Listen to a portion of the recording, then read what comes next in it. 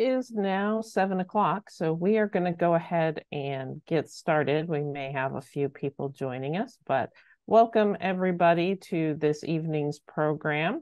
Glad that everybody could join us on such a cold and snowy evening, and we're excited that we can still provide this virtually since our physical locations are closed today. As I mentioned earlier, I went ahead and put the link to the survey in the chat, and we hope that you will take time at the end of the program to fill that out and tell us how we did. That helps us not only to get funding for programs like this, but to know what types of programs and things folks are interested in. I also wanted to mention a couple of upcoming programs that we have. We have a number of both chair and basic yoga classes that are going on in January and February at several of our branches throughout our service area. Those are in person, and we do ask that you register since space is limited for those. The next program I wanted to mention is Thursday night, January 11th at 6:30 at our Green Valley branch. We have Missouri Extension, who are going to be talking about probiotics, what they are, the health benefits of them. So that is a hot topic right now and should be an interesting program. And then for those of you who like going outside on days like today, now's the time to get some recommendations from Brent Frazee, who is the former outdoor writer for the Kansas City Star. He'll be at our Smithville branch on January 11th at 6:30 and January 22nd at 6:30 at our Colburn Road branch and on Zoom. And he'll be sharing places to go hiking during the winter. That one, you do need to register to receive the Zoom link if you want to attend virtually. On January 25th at 7 on Zoom, we have a naval officer who worked with nuclear submarines who's going to be talking about Enrico Fermi, who helped to start the Manhattan Project with his discovery of new radioactive elements and is considered the architect of the atomic bomb. You do need to register to receive the Zoom link for that. And then the final program I wanted to mention, we have folks from North Kansas City Hospital who are going to be talking about the MIND diet and how it can help prevent Alzheimer's disease and other forms of dementia and help with mental clarity. And that one is on January 31st at 6:30 on Zoom. You do need to register to receive the Zoom link for that as well. Couple of housekeeping items as we get started here. I'm going to cancel out of my screen so that Becky can share her screen. But we are going to ask that you remain muted during the program. We are recording, and so we want to get good quality audio. You can type questions in the chat, and we will go over them at the end of the program. I will also be emailing out some handouts that Becky has provided for us at the end of the program to everybody. But with that, I do want to introduce our presenter this evening, Becky Franklin.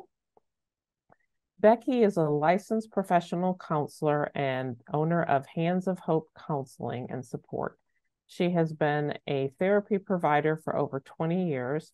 Her specializations are coping with life transitions, exploring core beliefs, and grief support for children, teens, and adults.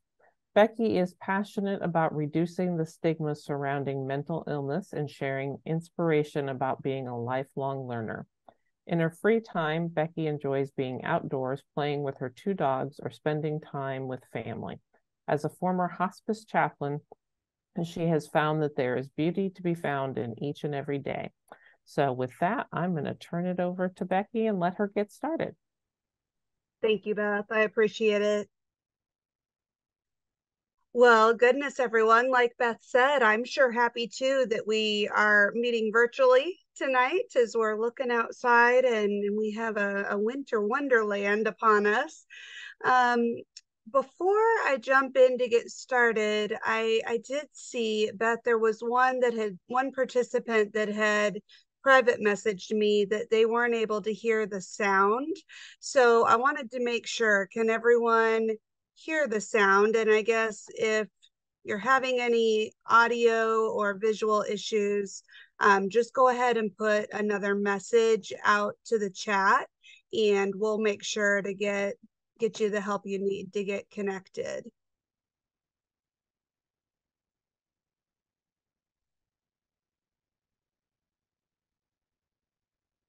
All right.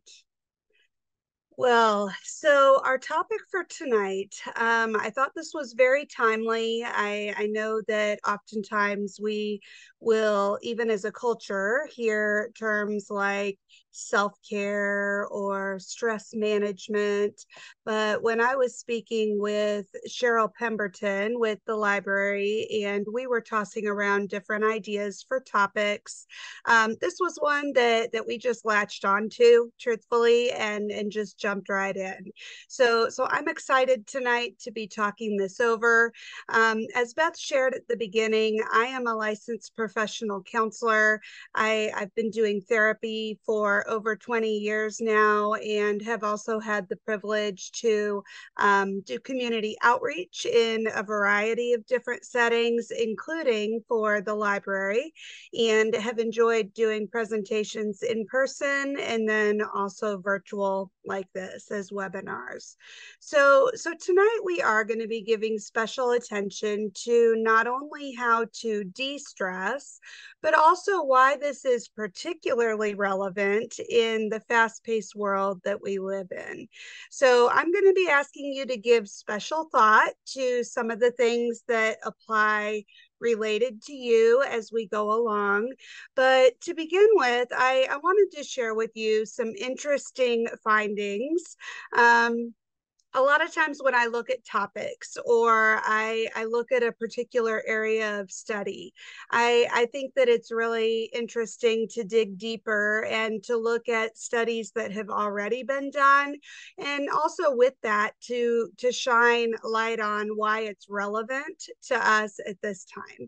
So a study has been done recently by the American Psychological Association.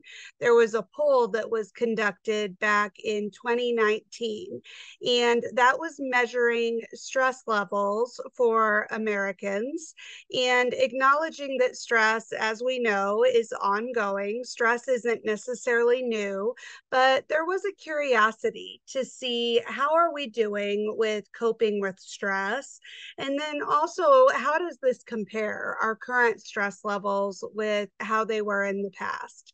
So these findings were that nearly a quarter of adults across the country said they were experiencing high levels of stress, and that was up from 19% in 2019.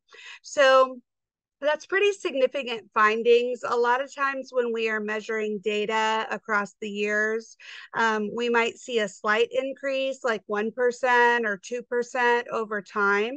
But to see that big of a jump from 19 to almost 25% just in a matter of 3 or 4 years, that's a pretty significant jump.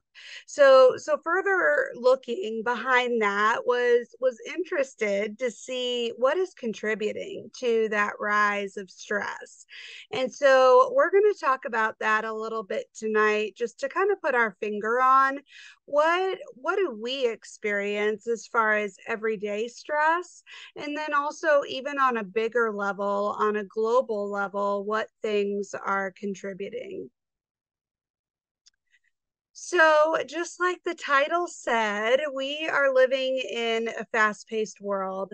And I think part of what's interesting with that is we have seen so many advances in technology, medicine, manufacturing.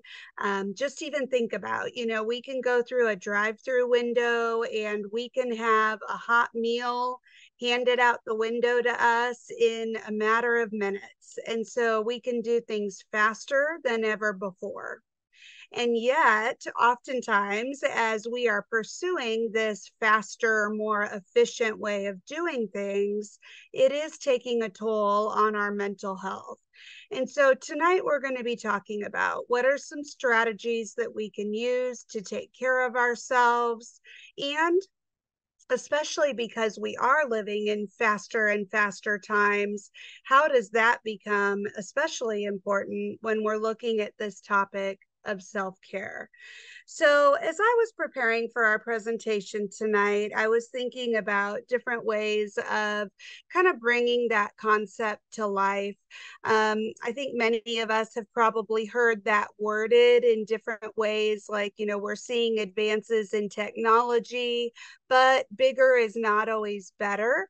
But really, I think just kind of plugging it in with real life scenarios can help us to connect with it in different ways. So I want to share with you something that I had read really several years ago for the first time, but it continues to come to mind in different ways because I just think it's so powerful. So I'm just going to read through this to you. So, in her book, Braving the Wilderness, research professor Brene Brown recounts a story of women who lived in a village, and they would gather by the river, often to wash their clothes together. These women all moved onto the latest technology, washing machines. And not long after, the rates of depression in the village increased.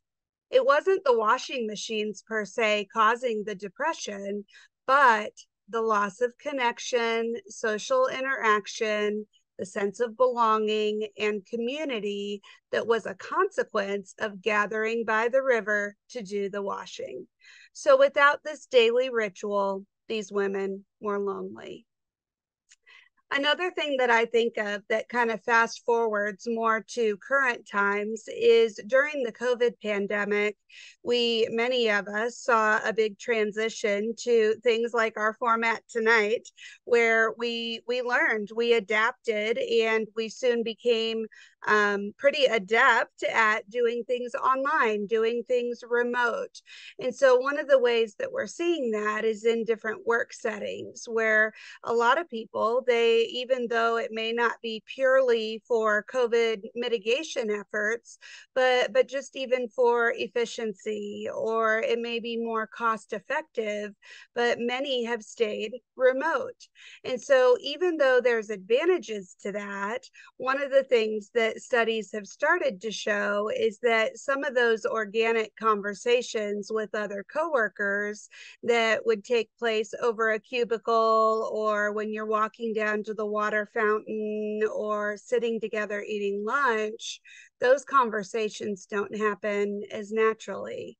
And so, of course, employers are doing their best to come up with creative strategies and organizing little get-togethers online, or ways to try to connect staff with one another.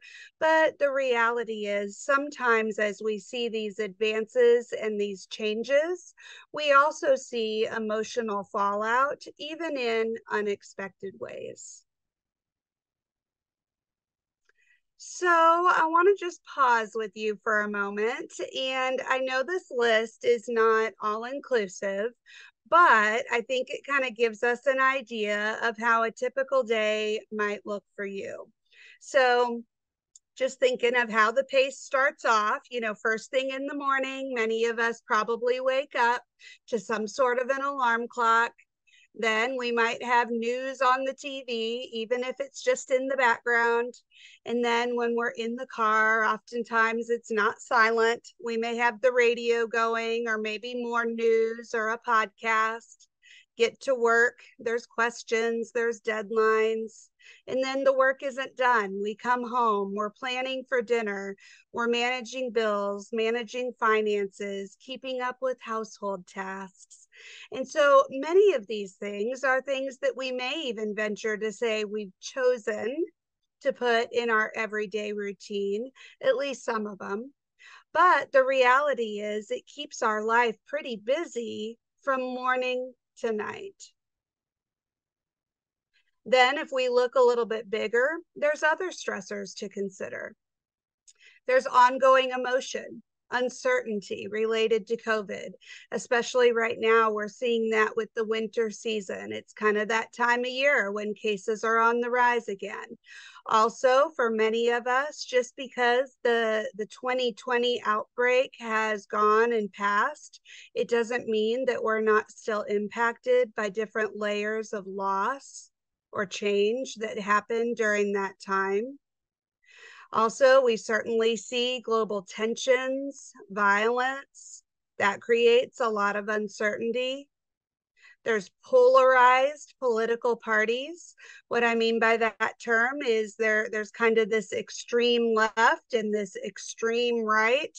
And it seems like it's increasingly difficult to find any sort of middle ground or respect for differing opinions, which creates tension.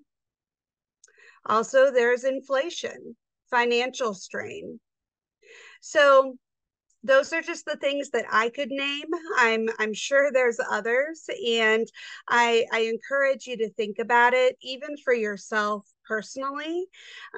This may be something that is a stressor that sort of comes and goes, that it's on your radar, and it's something specific to that time frame in your life, and then it resolves and you feel better about it. But it could be that it's more ongoing stress. So a lot of the things that I've listed here, those don't necessarily come and go, but maybe more ongoing stress that is just always under the surface. And so then you add to that some sort of specific stress for that day, and you're not just experiencing that stress in isolation, but there's sort of this unspoken cumulative effect of these other stressors too. So I loved this quote by Stephen Covey, and I wanted to share it with you. Most of us spend too much time on what is urgent and not enough time on what is important. As a therapist many years ago, I remember I was doing a strategy in therapy with a family where I had laid out on the floor different pieces of paper that described different things that could be a priority. So things like family, work, faith, hobbies, friends, relaxation. And I had each family member put up on the wall, ranking the order of their priorities. But then I also had them go back and take a look at that and think about, is that what their time would reflect? So kind of like a totem pole, like what's on the top, what's next, all the way down, just to give you a visual. If we were to create that for ourselves, how would that activity go? Starting out with what we say are our priorities and what order we would put them in, but then also taking a deeper look to think about, is that what our time would truly reflect? All too often, this whole concept of living with intention is something that may sound really good in theory, but it may be a little more difficult for us to really put that into practice. So, this first question, and I will tell you in full disclosure, I included this because it's something that I personally feel is very relatable. Are there ever times that you have felt like you are on autopilot? Feeling like you get up and you start your day and we just do the things that we know we're supposed to do, but we may not really pause to think about how do we want to spend our time that day. Goals and purpose are not inherently bad. I think that's important to recognize because we do live in a world that highlights things like hustling or doing more or being efficient or bigger and better to get more done. There is value in that. And sometimes that's motivating that it keeps us on track to be driving in a certain direction. But oftentimes what's missing is a sense of balance. So, how do we consider the things that get the majority of our time and attention now, and then also discern what truly is most important to you? And so, with that, I've put here just aiming to include things that meet both your wants and your needs, even in small steps daily. So really, I think again, bringing that to life with a real life example might be helpful. We can set big goals. We can even have really good intentions, but oftentimes we might get frustrated with ourselves if we look back and we don't see progress in that direction. So, when we're thinking about what is most important to us, it's also important to break it down into realistic action steps for how we can make progress in that direction. We just happen to be meeting tonight at the beginning of a new year. One concept that we're probably all familiar with is the process of setting New Year's resolutions. Also, statistics tend to show that for many of us, setting those New Year's goals are things that we may not stick with for as long as we originally intended. The good news is we can set goals at any point throughout the year, not just at the beginning of the calendar. And we can also revisit those goals to look at what worked, what didn't work, what can we do differently. Is it still a goal of ours? Is it still important? So one example that I thought of for myself, and again, a little fun self-disclosure with you, but at the beginning of the year, usually when it's winter time like this and it's cold outside, I, like many of you, enjoy cozying up inside and just taking a break from the cold. And so with that, I enjoy reading more during the winter. And so a lot of years I'll set goals to read more, but then after January or February pass, I tend to taper off and I usually don't hit my lofty goal of however many books I wanted to read. And so this year, I was sitting with that goal and thinking about how it's gone in years past. And I thought about what if I approached it differently? And what if instead of feeling like the only way for me personally that I could be successful with that goal is to reach a certain number, maybe there's other parts of that habit that are important to me. So I want to expose myself to different types of books, different authors. I can kind of get in a rut and read from the same authors over and over again. Or I think book clubs are a great way to meet other people. And that's something that I haven't really carved out a lot of time to try that or to make it a priority. Or maybe it's saying each month I want to try to read at least 2 books and starting with consistency instead of aiming for great big numbers.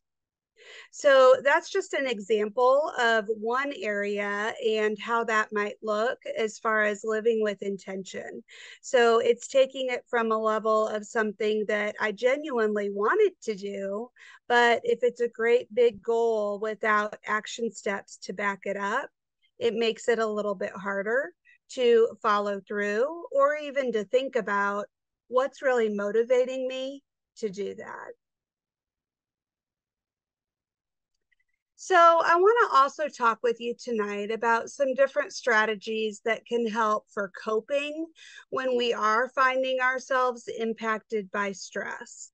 So the first category here is simply making time to pause for reflection. And so I'm going to run down through some different categories of coping skills and coping strategies.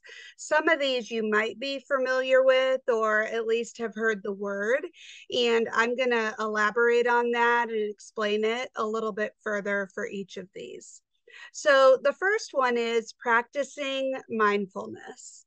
And with mindfulness, what we really want to do is we want to try to pull our thoughts to the here and now, so to the present. All too often, we spend the majority of our time either repeating things that have happened in the past, so ruminating, replaying, thinking, or worrying about things in the future. And so we spend very little time focused on the here and now. Another thing with mindfulness that is interesting is thinking about if we are so busy going on to the next thing in this fast-paced world that we keep referring to, we are kind of glossing over things that are going on in the here and now because our mind and our focus is going to what's coming next instead of pausing to really sink our roots down or create depth to what's going on now. One of the things that I used to do at the beginning of my career is I worked in the hospice field. And in working with individuals at the end of life, it's not uncommon to kind of look back and take inventory over different seasons of our life. One thing that I would hear time and again from different individuals was simply a reflection of, I've done a lot of really wonderful things. I just wish I would have slowed down a little bit to enjoy it more. And I think that's a common sentiment. And I think it's something that if we're truthful, if we're honest with ourselves, many of us can probably do that same thing. And it's well intentioned to plan and to think ahead and to give strategy to what's coming next. So that's not a bad thing. But again, it's about balance. How can we round out those edges to also pause and think about what can we enjoy simply in the here and now? Today, many of us are at home or at least maybe having a somewhat slower pace on this snowy day. And I know for me, my mind was already going to what the rest of the week holds. And that's okay to plan, to think ahead. But also, it's okay to pause and to say, gosh, this snow is really pretty. We don't always get big snowfalls here in Kansas City. Or maybe to take a slower pace and watch a movie that you've been wanting to watch in the evening, or maybe trying a new recipe that you can slow down a little bit and try it out. So realistically, that may not mean every single day presents those opportunities, but trying to do that every now and then. The second one there is grounding. So with grounding strategies, I like to describe this as an anchor in the middle of a storm. So if you were to think of being on a boat and you were out on the water and you wanted to stop and stay put in one direction or in one place rather, you might think, I can't make the boat do that on its own. So we have to drop anchor. And emotionally, it's similar. We have to have things that help us to drop anchor. You can't simply tell yourself or someone else to calm down or to not be as stressed. In fact, usually if we say those words, it actually has the opposite effect. We become less calm and more stressed. So it's not that simple. But activities can help to serve as an anchor. So things like being able to pay attention to your surroundings. So some of you may have heard of the strategy that's called the 5, 4, 3, 2, 1 strategy. With that, you're simply taking your 5 senses and you're looking around your current environment to help be anchored to your surroundings instead of being quite as focused on what's making you feel stressed. So you would name 5 things looking around that you can see, 4 things that you can hear, 3 things that you can touch or feel, 2 things that you could smell, and 1 thing that you can taste. And I always like to encourage people to add on a little affirmation, just simply saying to yourself, right here, right now, I am okay because, and then just naming 1 thing. And it doesn't have to be fancy to be meaningful. It's just anything that in that moment is making you feel okay. So it might be, I am okay because I feel safe and protected in my home. Or I am okay because I have loved ones or friends nearby. I am okay because I have a pet or an animal close by, and that's comforting. I'm okay because I have something warm or soft on me. So anything you can connect with that is comforting or gives a sense of security can be helpful in that grounding activity. But there are lots of different examples of different types of grounding and ways you can use your 5 senses, ways you can talk to yourself in a kind and loving way to promote grounding, ways that you can be aware of what's going on around you and having some meaningful distraction. It shifts your concentration temporarily in another direction, and that helps you to distract from the stress. The next category there is relaxation. With relaxation, what we're trying to do is we want to calm our nervous system. And so we're going to talk about that in a little more detail here in a moment. But sometimes there might be things at first glance that it doesn't really look like a coping strategy. It just looks like resting or doing something you enjoy. But if you're doing it with the focus of calming your nerves or intentionally slowing down, it can be a stress release. So more about that in a minute. And then lastly there, examining your core beliefs. So all day, every day, we have thoughts that are going through our mind. Some of those we are actively aware of. Many of those we are not.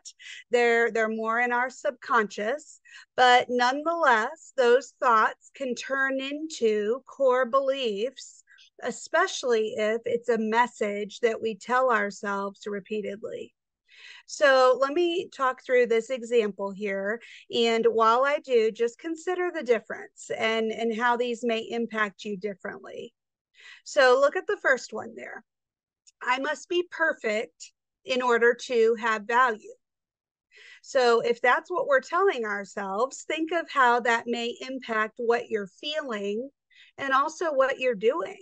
So if we are expecting perfection of ourselves at all stakes, and if we are not perfect, then we feel like our value is going to be jeopardized or is going to go down and diminish, then we're probably a lot more likely to feel anxious or to feel stressed or to feel pressure, or inevitably, if we're not perfect, because none of us are, afterwards to feel discouraged or to feel demoralized or to feel dejected. But down below, here's an example of a more balanced core belief. I want to work hard and do my best. Most of us do. That's a good thing. But I have value no matter what. There's a difference there. It's not saying what I do doesn't matter, but it's saying, okay, even when I work hard and I do my best, my value is not contingent upon the outcome. So those aren't things necessarily that we just flip a switch and we're able to change those thoughts overnight. But it is something that with repetition and with self-awareness and with flexibility with our thought patterns, we can start to see healthy shifts in the direction of the core beliefs that are similar to the one on the bottom. Another area is gratitude. And I like this quote: be thankful for what you have. You'll end up having more. If you concentrate on what you don't have, you will never, ever have enough. And that's by Oprah Winfrey. This is so true. In that quote, it illustrates what's around us as far as what you have doesn't necessarily change, but it's our perspective that changes how we feel about it. So we may have the same types of things or the same quantity of things around us, but if we're looking at it and we're always wanting more, we're coming at it from a deficit of feeling like we don't have enough. And so then we tend to feel unhappy or we tend to feel more stressed. But if we concentrate on what we do have, then we tend to feel better, even though it's the same amount, it's the same things.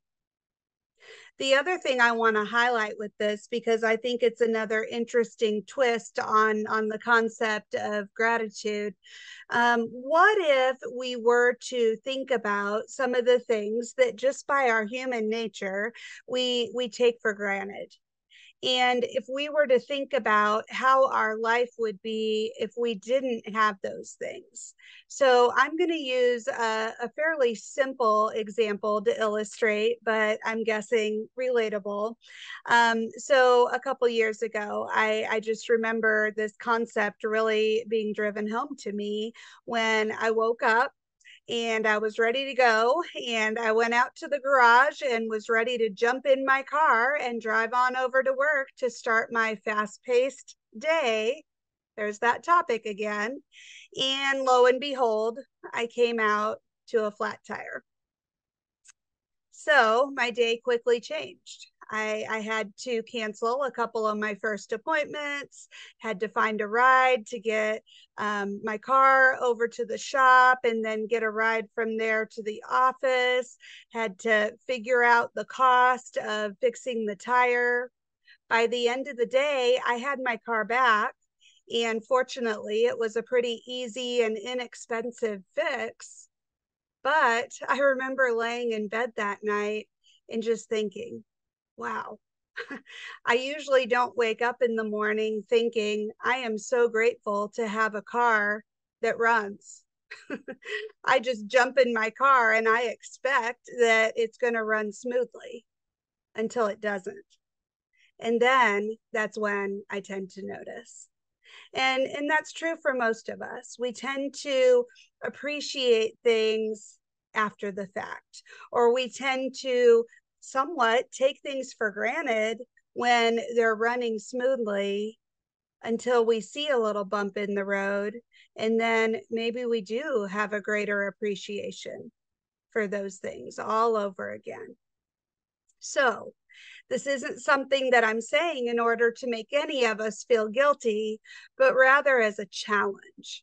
That if we could see things through a fresh lens, if we could look at over the events of each day, are there perhaps little things that even if it's nothing huge or fancy, that we can truly be grateful for, because without those things, our life would be different. Okay, another category here with coping and de-stressing is slowing your body and mind.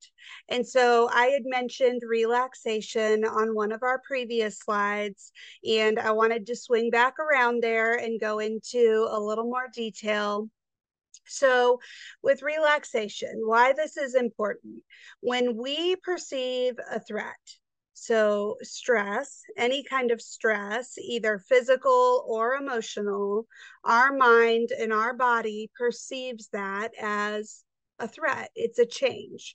And so we respond with either fight, flight, freeze, or fawn for our reactions. So, fight, we fight back. We look at solutions. We try to change it. We try to overcome it. We look at resources. Flight. Maybe we feel overwhelmed, so we avoid it. We turn our attention to something else, or we don't want to talk about it. Freeze. Maybe we feel so overwhelmed that we shut down, or we're paralyzed, or we feel like we can't be productive in anything because we're so overwhelmed. Fawn is one that is relatively newer, but it's a common response. And with fawn, it basically is like fake it to make it. So if we are fawning, we are putting some sort of a mask or a facade on, showing that we are okay. Because if we tell ourselves that we are okay enough, then maybe at least in the short term, we will feel okay, even if underneath that, we're not feeling okay. A stress response speeds our body and mind up.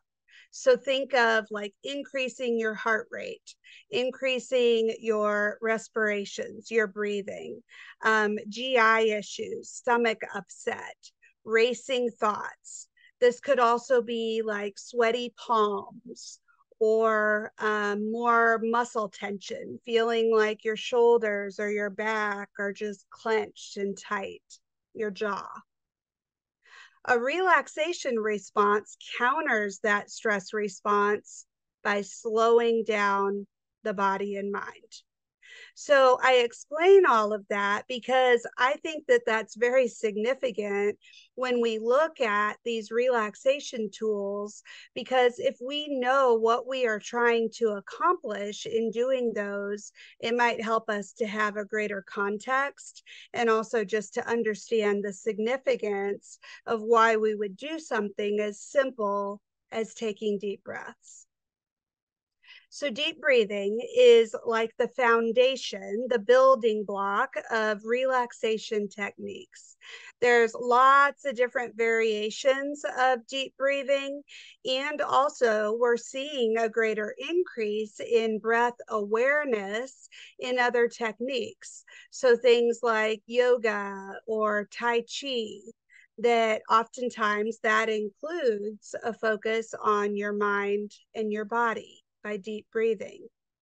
So with deep breathing, we're trying to move our breathing, that instead of having it be shallow up by our chest, instead we want to move it down deeper to our abdomen, to our belly, and we want to breathe nice and slow from our stomach. So something like this, we would take a deep breath in and out.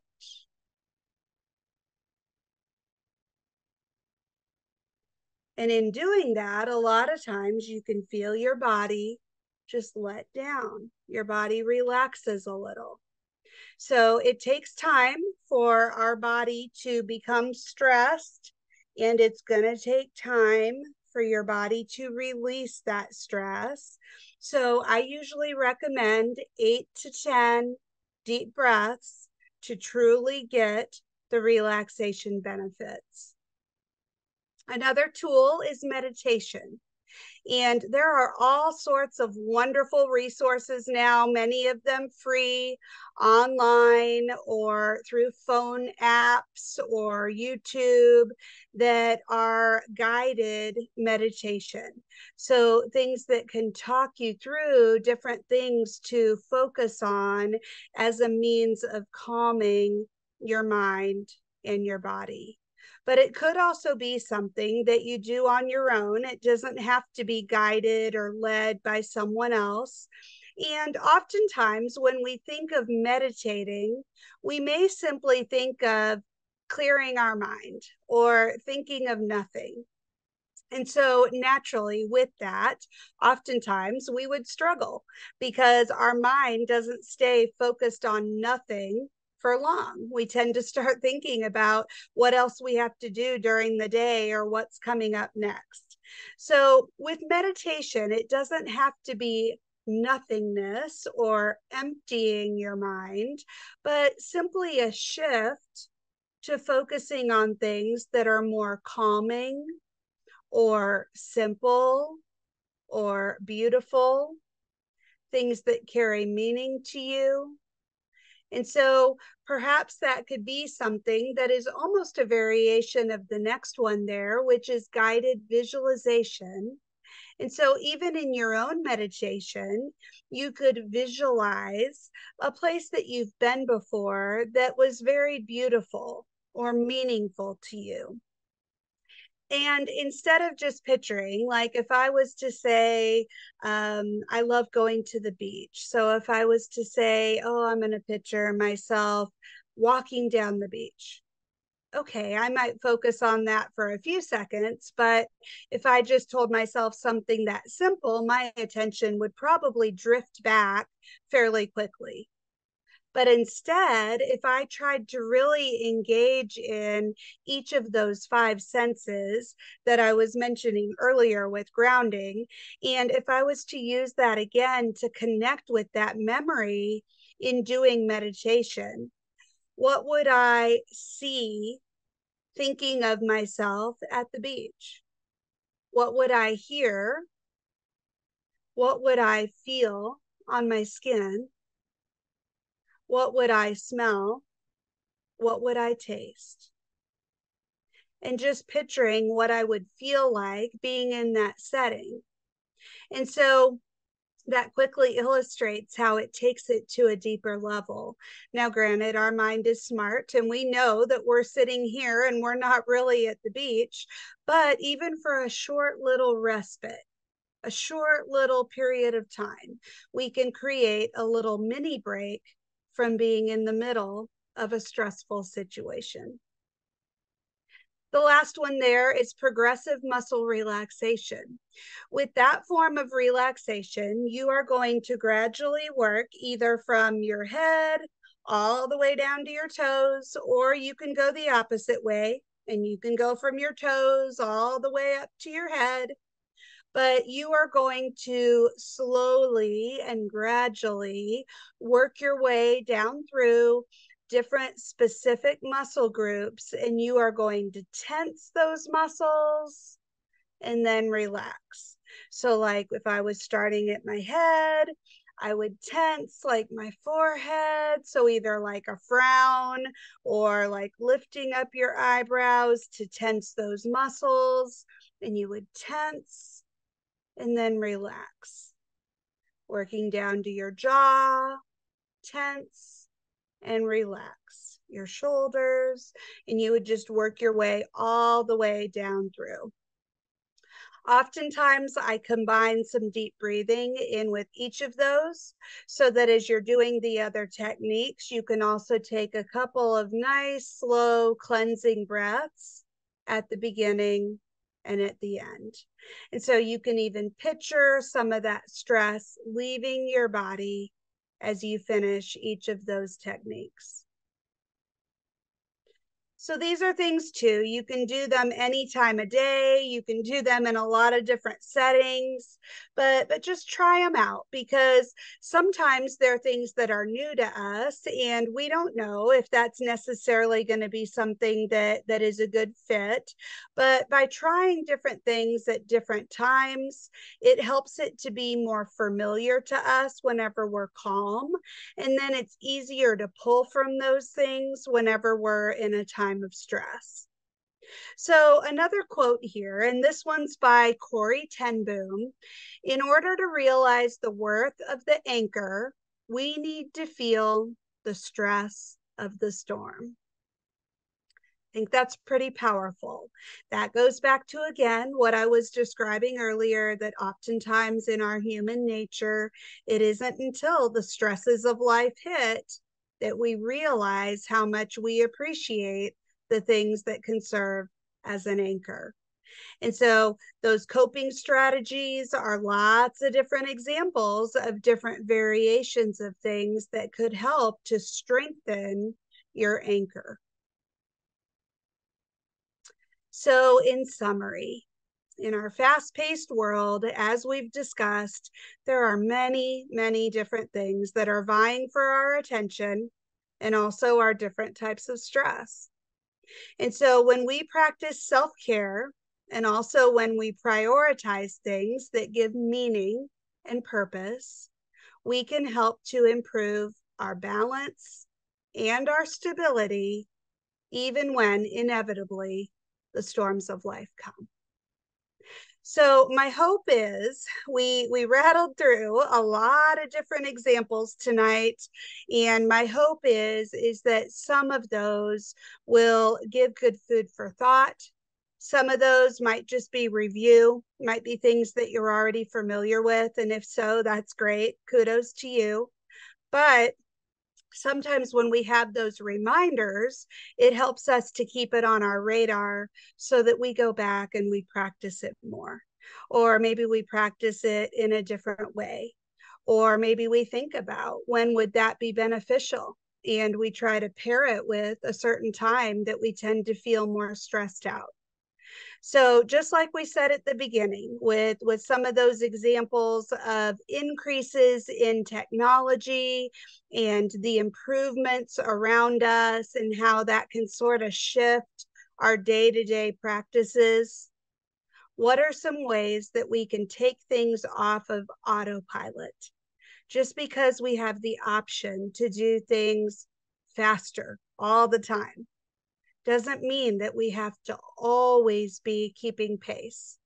What are some ways that we can create a pause, that we can slow down, that we can sink in our roots, and just take time to take care of ourselves? So I'm going to go ahead and take down my screen here so that I can see you. And I would love to just open it up. Does anyone have any thoughts or any questions, or just anything that really stood out to you?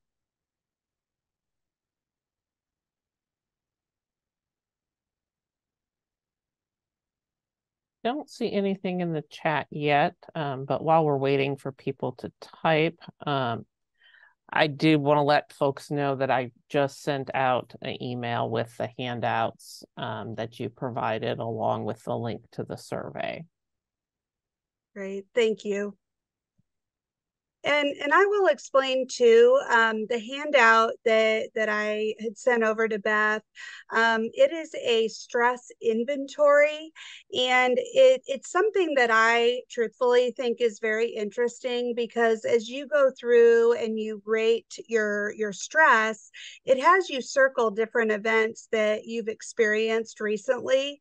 And one of the things that's really interesting is some of those life events are things that we might consider like a positive life event. So, a job promotion, or somebody in your family having a new baby or getting married, those are positive, but it's still a change. And anytime we have a significant change, we tend to experience some level of stress because we're having to adapt to that change.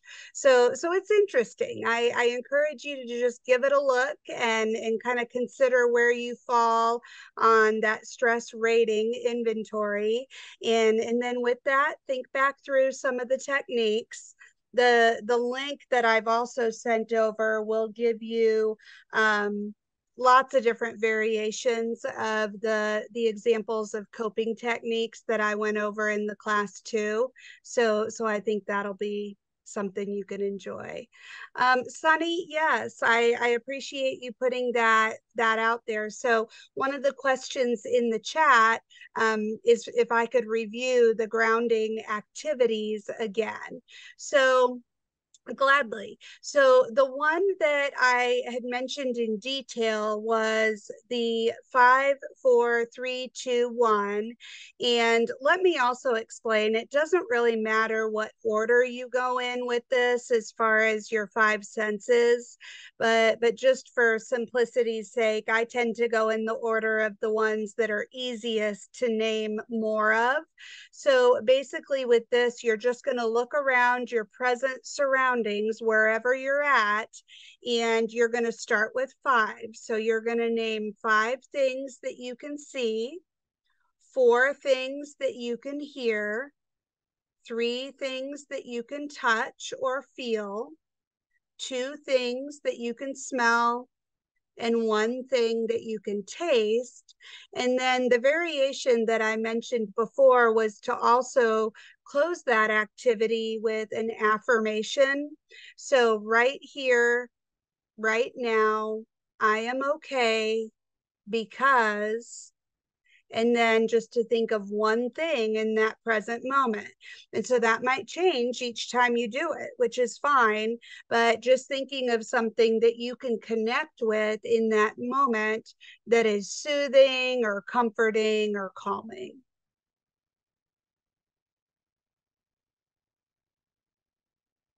I do have 2. And Beth, I don't know if we want to send out any additional emails. So if not, that's perfectly fine. But if anyone is interested, I do have a really good worksheet specifically on grounding techniques.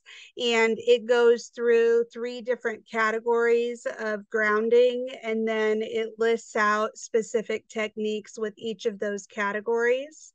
So if that would be okay, Beth, I could send that over to you too to send out to the group.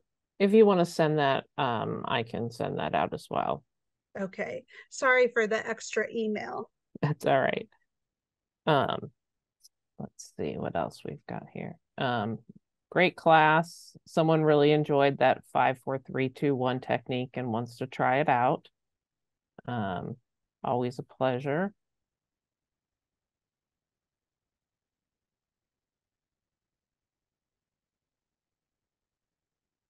All right. Well, I don't see any other questions or comments. So at that, we'll go ahead and wrap it up. We hope you enjoyed tonight's program and, look for the handouts and fill out the survey and let us know how we did. Have a great evening, everybody. Stay safe and warm. Bye.